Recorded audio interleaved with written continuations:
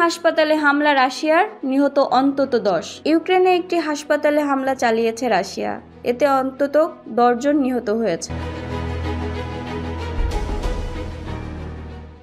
আহত হয়েছেন আরও 22 জন। পূর্ব ইউরোপের এই দেশটির সুমি অঞ্চলের একটি হাসপাতালে অল্প সময়ের ব্যবধানে হওয়া পৃথক হামলায় হতাহতের এই ঘটনা ঘটে। রোববার 29 সেপ্টেম্বর এক প্রতিবেদনে এই তথ্য জানিয়েছে বার্তা সংস্থা রয়টার্স। প্রতিবেদনে বলা হয়েছে, শনিবার উত্তর পূর্ব ইউক্রেনের সুমিতে একটি হাসপাতালে রাশিয়ার হামলায় 10 জন নিহত এবং কমপক্ষে আরও 22 জন আহত হয়েছেন বলে ইউক্রেনের কর্মকর্তারা জানিয়েছেন।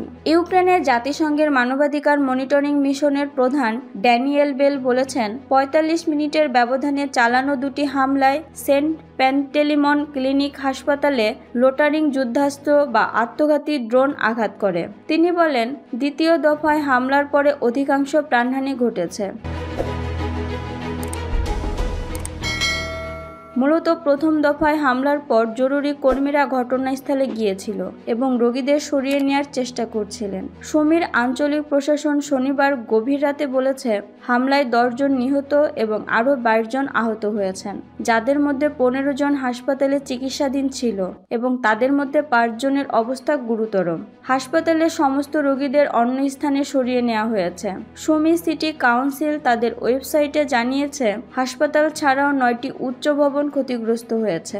ড্যানিয়েল বেল বলেন, গত 19 সেপ্টেম্বর জেরিয়াট্রিক সেন্টারে মারাত্মক হামলার পরে তিনি গত সপ্তাহে সুমিতে গিয়েছিলেন। ওই হামলায় কমপক্ষে 1 জন বেসামরিক ব্যক্তি নিহত এবং আরও 13 জন আহত হয়েছিলেন।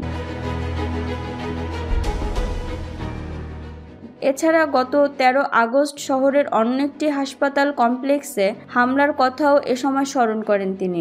গত 6 আগস্ট থেকে সুমি শহর এবং আশেপাশের অঞ্চলে এই ধরনের হামলায় 33 জন বেসামরিক লোক নিহত এবং আরও 132 জন আহত হয়েছেন উল্লেখ করে তিনি বলেন, চিকিৎসা অবকাঠামোগুলো আন্তর্জাতিক মানবিক আইনের অধীনে সুরক্ষিত এবং বিশেষ সুরক্ষা পেয়ে থাকে। অবশ্যই এসব অবকাঠামো আক্রমণের লক্ষ্যবস্তু হতে পারে না।